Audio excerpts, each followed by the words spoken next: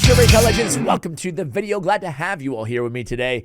Whether you're an intermediate, an advanced, or a beginner in Raid Shadow Legends, hopefully you can take something out of this, the third installment in the Raid 101 series here on good old-fashioned Raid Shadow Legends Champ Guides. I'm actually going to rebrand this channel. I'm working with an artist right now. It's going to be Raid Guides instead of Raid Shadow Legends Champion Guides. It's a mouthful, and we're evolving here beyond just Champion Guides. In today's video, I want to cover every debuff in the game. So they're already listed right there on the website, right? The Plarium website. It's also in game. Ayumi Love and Hell Hades and a bunch of raid websites out there have these. But today, my intent is to maybe share a little bit something extra about all of these debuffs, which are namely which are the most important to focus on. Where are some debuffs absolutely pivotal to have in the game, and even maybe what are some specific champions that I love that bring some of these debuffs. So without further ado, let's go ahead and jump into it, and I need to stop blocking the damn debuffs. All right, so let me flip myself around. There we go, and drag myself over. Let's start with poisons. Well, I think that the first encounter we have with poisons in the game for a lot of us is with Kale, right? Kale brings poisons to the table, and poisons are great. Poisons are especially good in 3 situations, but not only 3 situations. There's the weak and the strong version. You want to look for the strong version of poison.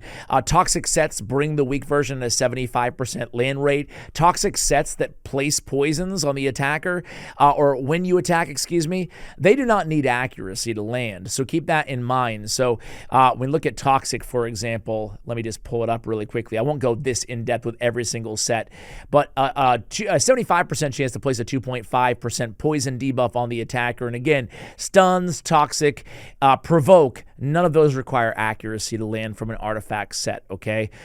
Poisons are great in Dragon's Lair. They're great in Demon Lord, Clan Boss. Those are like the 2 popular areas, and they're also great on like wave clearing with AoE poisons from like a champion like Taurus. He's probably the best epic poisoner out there for AoE. Really, really strong champion, one of my favorites, right? He's got Toxic Nova, which is an AoE poison, 4 AoE poisons on all targets. You can combine him with a champion like, I don't know, Eleanor. I've been giving this a shout out every single time that Eleanor. I've been giving this a shout out every single time that I do these 101 videos. I have a download link for new players out there. If you want to start a brand new account, a second account of a friend or family member who wants to get into raid, I have an Eleanor and an Ugo on my download link. I think that's a awesome download link. I've seen some download links with like 4 champions. I think that's like actually unnecessary, right? You don't want to spread yourself too thin in the early game. I would go Eleanor and Ugo, and then I would just use the Monkey King Sun Wukong promo code for new players out there. Promo code Monkey King. You get Sun Wukong. With Eleanor, Sun Wukong, your starting champion, and Ugo, you're going to be totally cool. So that download link will be for you guys, or there for you guys. Anyway, a champion like in the description below. Sorry, I'm all over the place here. A champion like Eleanor or a Xavier, there's a lot of poison combustors in the game. Deals damage from all poison debuffs on all enemies instantly. That's going to be another use case for poison. Bombs. Bombs are a little bit more niche, but they're very good, right? Bombs can do damage over Stone Skin in the arena. Really something important to know. No, even if you're not running a bomb champion yourself, Bommel is the quintessential bomb boss out there as well. Bombs have always been kind of niche in the game, but they can be effective as well. They deal extra damage to Stone Skin as well. Keep that in mind. Decrease attack. Big version, small version, we really want to look for the big version. It's going to be 50% less attack. So attack-based bosses are every boss in the game, right, in Raid.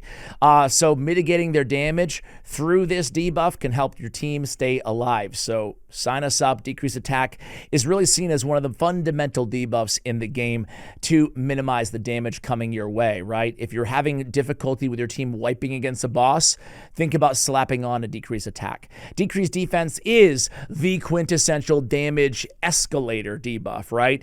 Decreased defense and weaken. It's a 1-2 punch. Decreased defense going to reduce their defense by either 30% or 60%, ergo a lot more damage out of your team. Both decreased defense and weaken, which we'll talk about, are super important in this game. The easiest decreased defense champion to get, other than Ugo, who you can get on my download link, is going to be War Maiden. The cool thing about War Maiden is I have a video 2 weeks ago talking about all the campaign champions worth getting your hands on.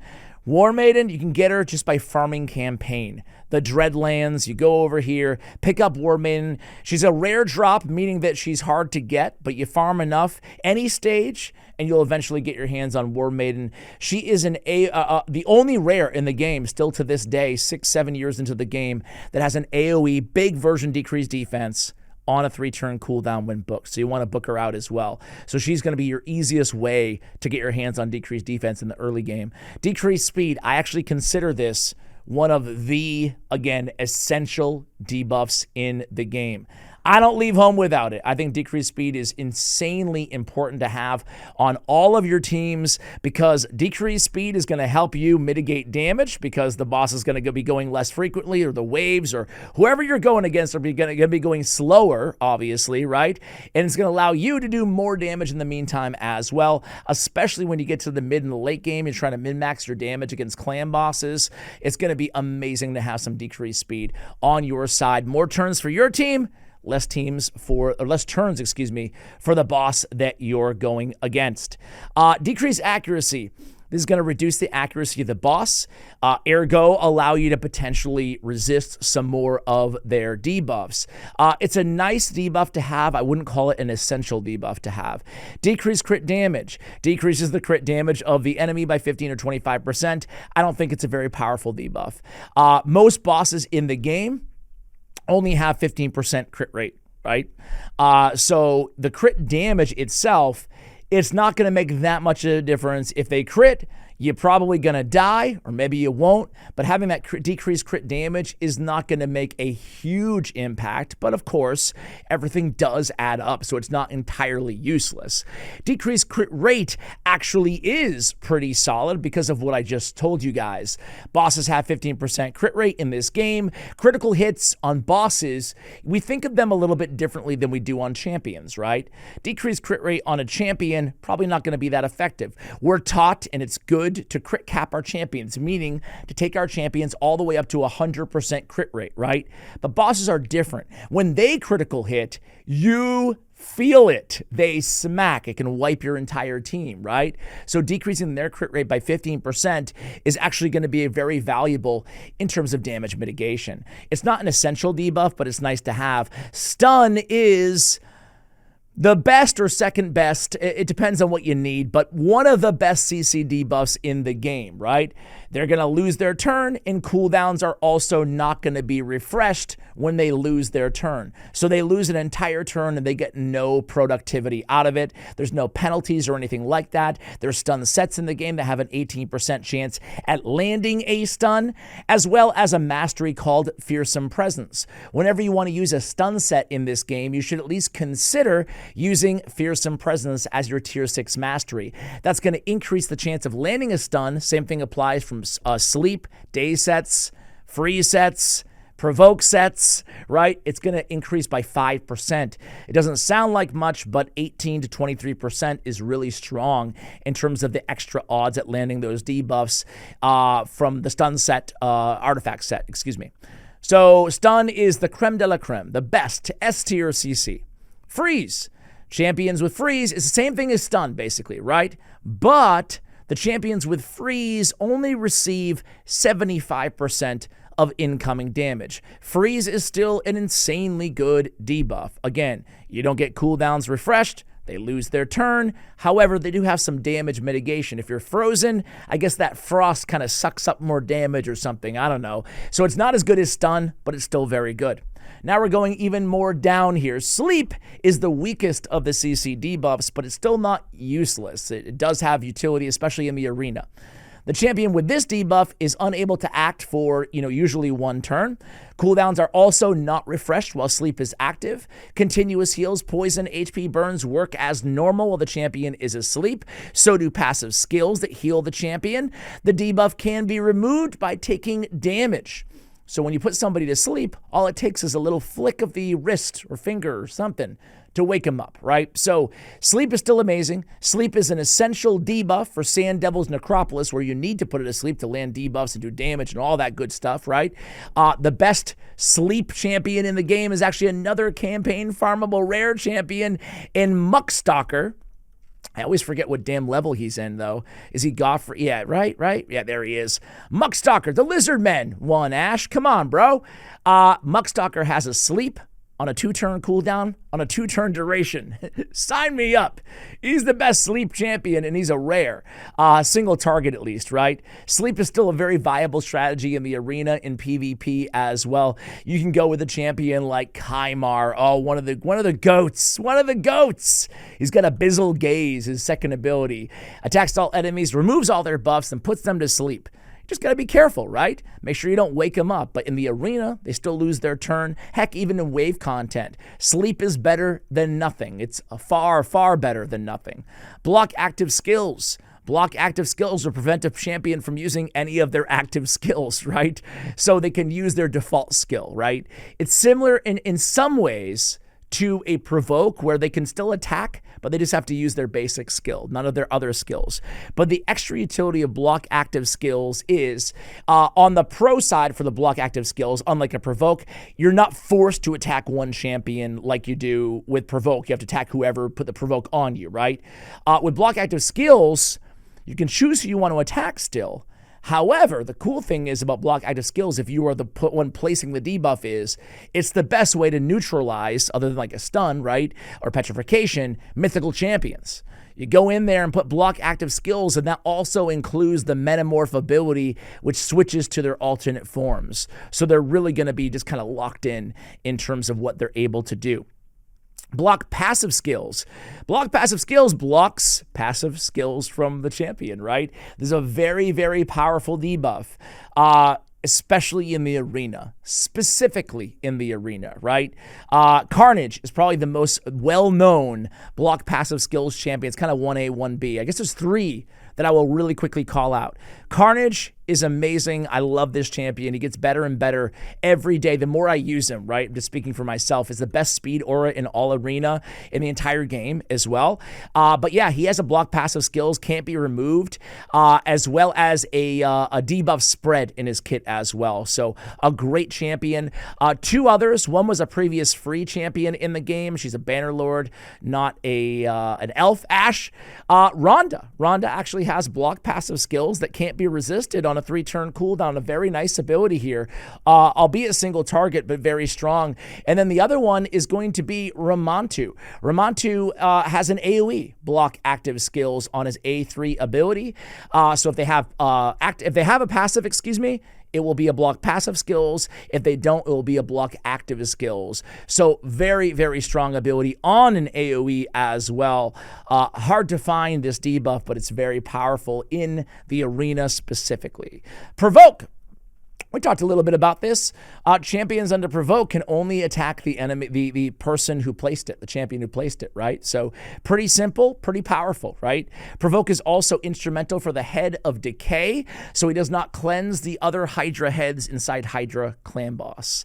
So I really like to have a provoker on all of my Hydra clan boss teams. I'll give a quick shout to one provoker who never gets any love inside this game, but everybody gets this guy, and it's Jizzo. Get him in the very beginning of the game. He's actually a really competent early game, mid game Hydra clan boss provoker.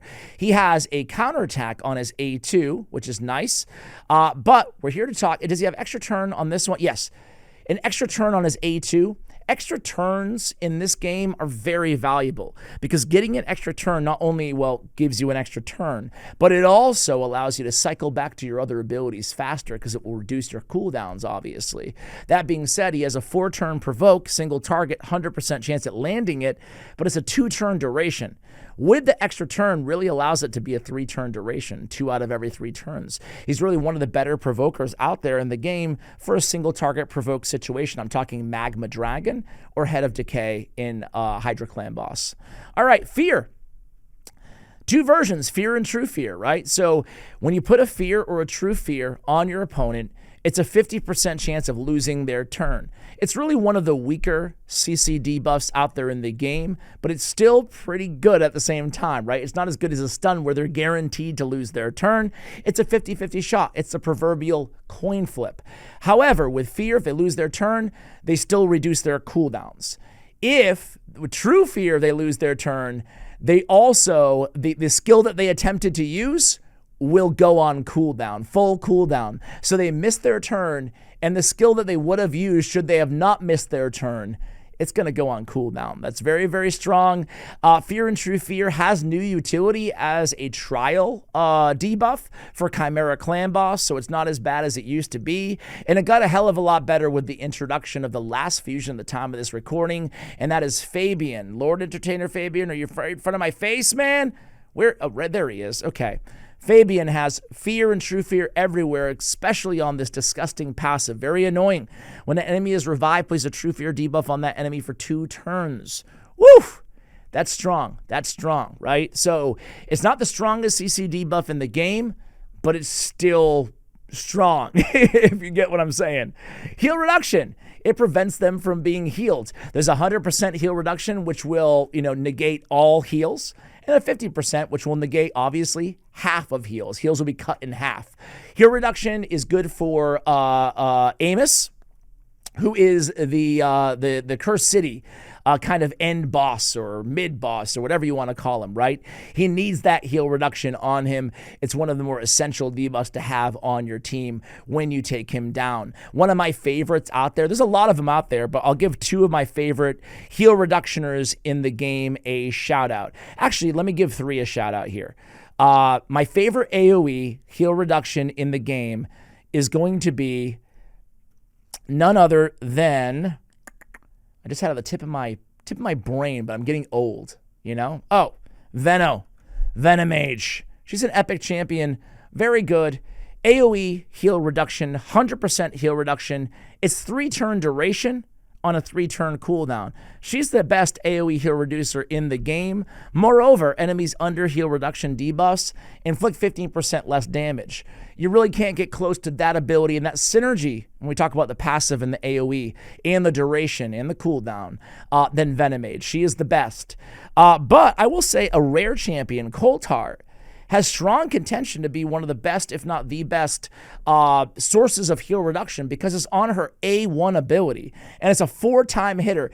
Each hit has an independent 35% chance when booked of placing the big version of heal reduction. Now, we can get that to a 40% chance on each hit if we pick up the Sniper Mastery as well. This is going to give us an extra 5% chance to land debuffs. That's very consistent considering it's each independent shot on every hit on that quad hitter on her A1 ability. So kind of a niche debuff, but it can be, my third shout out real quick is Morrigan, man. She is one of my favorites in the game. She's kind of niche, but she's really good. Check out this passive. It's disgusting. At the start of each turn, plays a heal reduction debuff for 2 turns on the enemy with the lowest HP. This debuff cannot be removed, transferred, spread, or have its duration decreased. Sorry, I can't speak. Block Revive.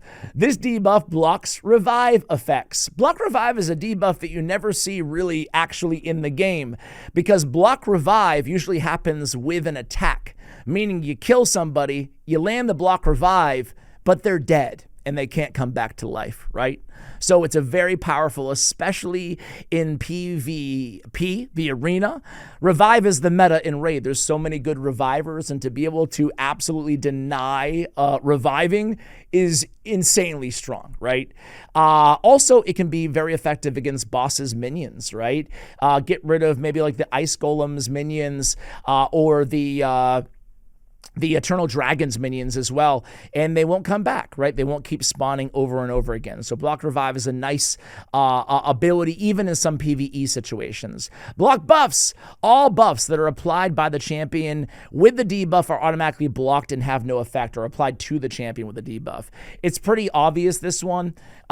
They can't get buffs, right? So this is a strong one, but keep in mind, similar to block active skills, similar to like everything that we've spoken about here, right? They can be cleansed off. The best way to deal with all these CC debuffs or block buffs or any of this stuff is simply to cleanse them off with a champion like a Mithrala or a Reliquary Tender or any cleanser that you have on your team, right? So block buffs is powerful, though. That being said, block buffs is considered one of the essential debuffs to bring on your team to prevent poison clouds in Hydra Clan Boss as well. You never want to leave home without an AoE block buffs. Weaken. We talked about weaken, super strong.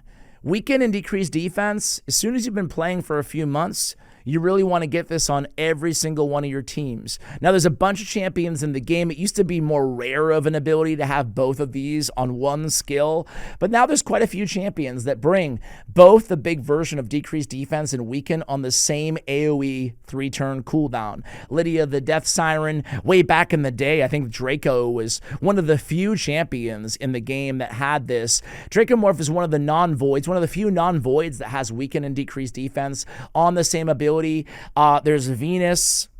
There's actually a lot now, honestly. Decreased defense and weaken on a 3-turn cooldown. Sign me up. They buffed Bellinor to have decreased defense and weaken on the same ability. The reason I'm pointing this out is because you're getting both of the damage escalating debuffs on one ability on all enemies on a 3-turn cooldown. It's really powerful. There's Yenseska, Grailbraider, she's got it. Hers ignore block debuffs as well on a 3-turn cooldown. Again, I mean, there's so many now, honestly. There's Nell, they just added to the game a few months ago. Decreased defense, weaken, turn meter fill on a 3-turn cooldown. So there's quite a few options out there, even though they're fairly hard to get. Lydia's the easiest, and you have to beat all the faction wars 3-star to get her. Leech, and by the way, you don't have to have them on the same champion, obviously, decreased defense and weaken. I should give one more shout out to Rosin. I think the first champion that most people will get that have both of these debuffs on one 3-turn cooldown is going to be Rosin Scarhide, who's a permanent fusion inside the game. He doesn't have it on an AoE attack, but he does have it on the same 3-turn cooldown, which is amazing for bosses. Against bosses, you only need to land it against one target, so this gets the job done on his sheer ability. HP Burn.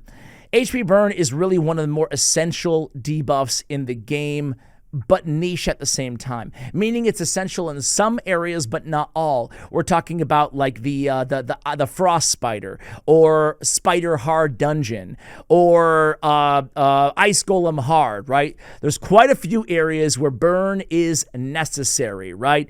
A champion, I think that the number one burner who most people will be familiar with in the entire game is going to be Geomancer, right? He has HP burn. You can land it anywhere from the Iron Twins to, well, pretty much any boss in the game for the most part, and just chill there, land the big version of weaken while you're at it. There's a 15 and a 25% version, and he's going to reflect some of that damage back, which really does add up in a huge way. Nether Spider, I could go on forever, baby, because there's a lot of utility with burn in the game. Burn also ignores Stone Skin, so champions like Sulfurion are amazing for popping Stone Skin. We're talking about champions that have burn that can also activate burn. Similar that we talked about with poison in the game earlier, there's these poison activators. Remember how I mentioned Eleanoril? There's a lot of burn activators as well. Artak being a previous free champion who we got inside the game a couple years ago as part of the Call of the Arbiter series. He comes in and he activates, he places a burn on his A3 and he instantly activates burns on his A2 ability. Two burners who are a little bit more accessible given that they're AoE and epics that you should know about are going to be Mordecai, AoE burn. He's placing the burn as well, where you can mitigate weak hits. And he also brings an increased attack and some turn meter manipulation. And then we have more of like a damage dealer with a burner, right? Burn obviously deals damage, but this guy has some damage on top of that. And we're talking about Skrank here, right? Skrank has an AoE burn on a 3-turn cooldown. Very nice. And then I guess the last one I will shout out here, there's a million good burners in the game, but talking about epics, we have Frenzy the Cackler. She has a burn on a 3-time at random on her second ability. On her A1, she has instant activation of burns. That's very nice to have that activation from an epic champion. So burns are very, very good. Poison sensitivity is going to get more damage out of your poisons, right? Now, there's a big and a weak version of poison sensitivity. 25% is the weak version. 50% is the strong version. Guess how many champions have the strong version? 0. It's coded in the game, but nobody actually has it. So when we talk about poison sensitivity, we're just talking about the weak version. That's all that exists. And probably the most famous poison sensitivity was actually the first champion in the game with poison sensitivity, and it's Frozen Banshee. Frozen Banshee has, on her A3, a poison sensitivity, and then she has poisons as well on her A1 ability. So obviously Lydia also has it on her A3, so Frozen Banshee going into a Lydia is 2 viable sources for your poison extra damage, right? And people kind of graduate from one to the other, especially in Demon Lord, right? In Clan Boss. Hex. When Hex was introduced to the game, it stank. It wasn't good, right? But they kept buffing it and buffing it and buffing it, right? Champions under Hex debuffs take damage whenever their allies do. The damage from Hex debuffs ignores champions' defense. The original targets take the full damage. So it's not like it's a damage share. They still get full damage and ancillary damage to other allies with Hex, right? Or other champions on their team with Hex. Champions under Hex debuffs take 2% of AoE damage inflicted by their allies, 10% of single target damage inflicted, on their allies, not by their allies. Champions under Hex debuffs only take extra damage from direct attacks on their allies, not lasting effects like buffs and debuffs and burns and bombs and stuff like that, right?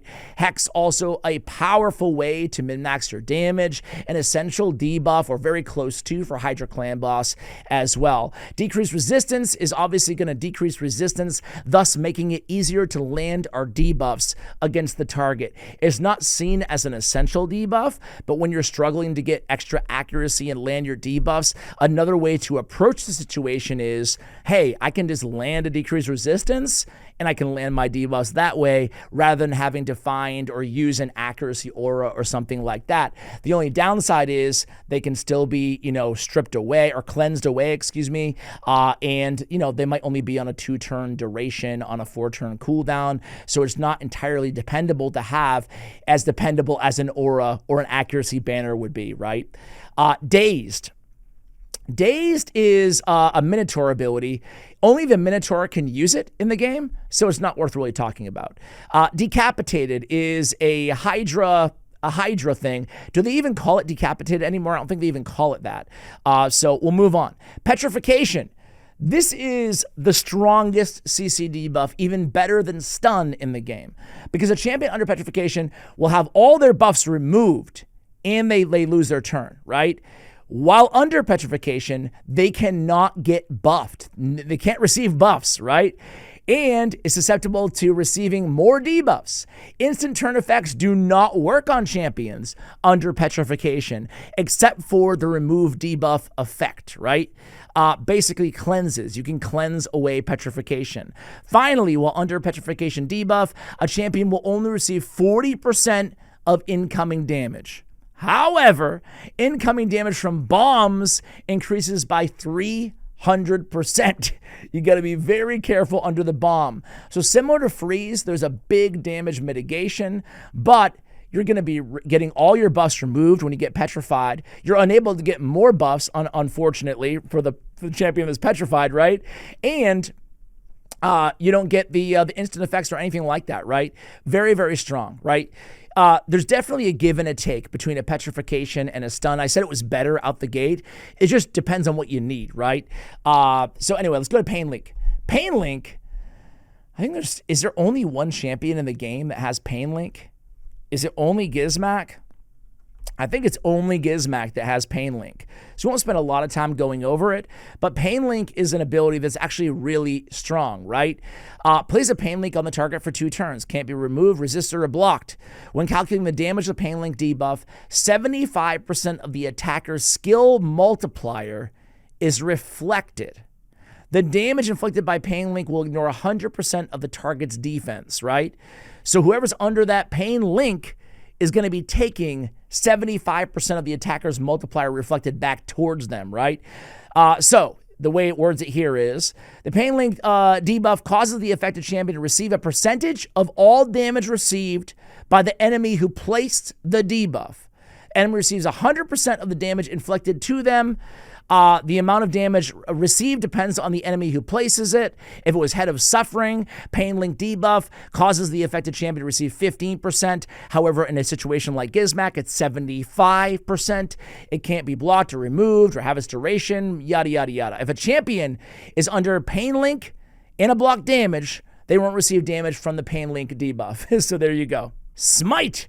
So Smite is a debuff that we actually get from a blessing, which is Brimstone.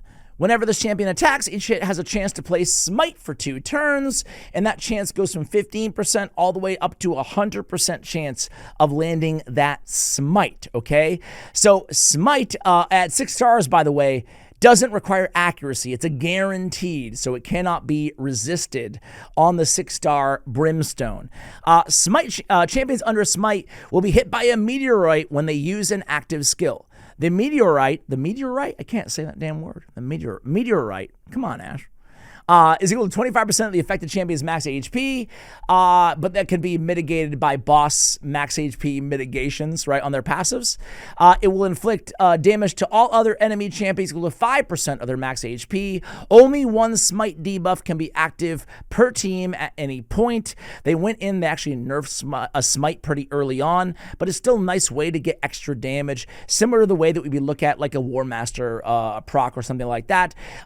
It's harder to get because it's only 1 in battle, you know, in terms of the damage not going to escalate compared to all your champions. And it's also a debuff that really generally we only really need on 1 champion because there can only be 1 active in the battle as is. Iron Brand. So Iron Brand is only used by the Iron Twins right now, so no champion can actually use this debuff. But basically, the Iron Brand debuff does nothing on its own, but it will increase the damage dealt by the Iron Twins' Doomsday Machine skill. It's very niche. Again, I won't talk about it too much because it's something that you'll engage against in the Iron Brand, or in the Iron Twins, excuse me. So basically, the higher the amount of Iron Brand debuffs, the greater the damage the Doomsday Machine will do. It can't be blocked or removed or resisted. Sheep. Champions under Sheep will lose their ability to access to normal skills. It can only use the following Sheep skill. Attacks 1 enemy, and all ally Sheep will join the attack. 50% chance of removing the Sheep debuff from the champion after attacking. Whenever a Sheep debuff expires or the Sheep is defeated, the affected champion return to the battle with 50% HP. They don't mention it here, but also their speed gets dramatically reduced when they're under the Sheep debuff. So they do not move at their normal speed. Sheep is very, very strong and very annoying. And of course, it comes from the Polymorph Blessing. Similar to Brimstone, Polymorph Blessing does not require accuracy. It's irresistible at 6 stars. And other than that, it does require accuracy, and it has a 5 to 15% chance at 1 and 5-star respectively to land. It really takes an enemy out of the battle, especially in the arena. There is a way, however, to mitigate or block Sheep. Also, there's some champions that can cast the Sheep debuff. Armon's, Sun Wukong being the 2 most notorious. Let's pull up good old Sun Wu, right? Do I have him in gear right now? 8-piece Merciless. Just missing 1 right now. If the initial target survives, plays a Sheep debuff on them for 1 turn, cannot be resisted or blocked. And then Armon's. He plays a Sheep debuff on 1 enemy, cannot be resisted or blocked. Some ways of dealing with Sheep are going to be a few champions out there. They're adding more. If an ally's under Sheep from Lady Noelle, if the target, it will remove the Sheep, excuse me, right? There's another one too. There's Shuzen. So there's some options out there in terms of curing the sheep, right? If the target's under a sheep, it removes it from them, but not that many to be fair. The best way to avoid sheep is with feral gear, which we get from Siege. Feral gear is pretty hard to get, but at 6 pieces, has a 50% chance to prevent the placement of sheep debuffs by the polymorph blessing. So it's, it's pretty hard to get a 6-piece. And usually when you have a 6-piece, there's probably better ways to build your champion, but there are at least ways to mitigate the sheep debuff out there. I guess there's one more that I'll give a quick call out to in terms of dealing with sheep, and that is the Wand of Submission relic, right? Wand of Submission, can I pull it? There we go. 25% chance, and obviously you can get that even higher as well when you upgrade it, to reflect stun, sleep, sheep, blah, blah, blah, blah, and sheep debuffs back to the producer. It's a very, very strong relic in the game. Enfeeble. Champions with the Enfeeble debuff can only land weak hits. That means they can't land critical hits, thus they can't land debuffs that require a non-weak hit, right? So very, very, very strong debuff. It is, I guess there's 2 champions that have it on AoE that are really annoying to deal with, and that is Marius. He has it a 50% chance on his A1, the Enfeeble debuff, and Androck as well, who's a mythical. He has it on a 100% chance on his alternate form on his A2 ability, has a, where is it? Places a decreased resistance, a weaken, and an Enfeeble debuff on all enemies for 2 turns. If they have 50% HP or less, Enfeeble debuff cannot be removed as well. So those are the Enfeeble champions. It's a very, very, very strong debuff in the game. Again, really denying not just the damage, but the debuffs that may come with that damage. Seal. There's 2 versions of the debuff. Seal and Master Seal, right? Seal debuff blocks effects from gear sets and masteries, except stat boosts granted by artifacts and accessories, as well as masteries that boost stats like Blade Disciple, Flawless Execution, etc., right? So it's going to negate, most masteries, right? As well as set bonuses from artifacts and accessories. That's very, very strong, right? Seal and Master Seal's debuffs don't block effects that were activated before the debuffs were placed. So right now, there's only 1 champion in the game that has this ability. Now you're starting to see, because we talked about Carnage already, he is the mythical that everybody can get eventually. It's hard to get, but eventually everybody can get. You play long enough or you spend enough money in this game, you can get Carnage from Cursed City, right? Anyway, he has the Seal ability on his A2. Remember, we talked about him with the block passive skills. He also has a Seal. So very, very strong and very unique champion with that Seal ability. And then last but not least is Death Brand. Champions under a Death Brand debuff will receive the block revive debuff when killed. Basically, you place this debuff on them, and then when they're killed, they can't be revived, right? It's an unorthodox way of getting denied revival, and it's very powerful. Only Queen of Hearts has this inside the game. She's the only champion with the Death Brand debuff here at the time of this recording here in March, almost April of 2025. There is one debuff that I noticed was not on the list, right? I wonder if there's any others as well. All right, guys, it's in-game, and it's Necrosis. This is on Embry's the Anomaly. He's the Siege mythical champion that we get, that only a few people have at the time of this recording. He has Necrosis. Basically, when an enemy champion dies, a single Necrosis stack is placed on other alive enemies. When another champion dies, an additional Necrosis stack is placed on them, yada, yada, yada, right? The only way to get rid of these Necrosis stacks is to place a Stone Skin buff or to revive a dead ally, then these stacks get reduced. So the Necrosis deals 5% of the champion's max HP at the beginning of their turns, but also stacks. So if they have 3 Necrosis stacks, it's 15%. And again, Stone Skin or reviving is the only way to remove these stacks. I cannot wait to have this debuff. But there's even another debuff that's not listed on the actual website, and that is a one that only 1 champion in the game has. Any guesses? Odin. Odin Faefather has the Berserk ability. That is going to mitigate damage, or excuse me, it's going to increase the damage by 50%, but also the damage received by 50%. So kind of a gift, kind of a curse, but it's powerful, especially on damage dealers or champions with a lot of damage denial, like a block damage on Odin. Guys, that's all. Every debuff in the game. I don't think I forgot any, but let me know if I did. Hopefully you found this video helpful. Let me know if you want me to do it again with all the buffs in the game. I'd be happy to. Thanks for watching till the end. Much love. And as always, take care, guys.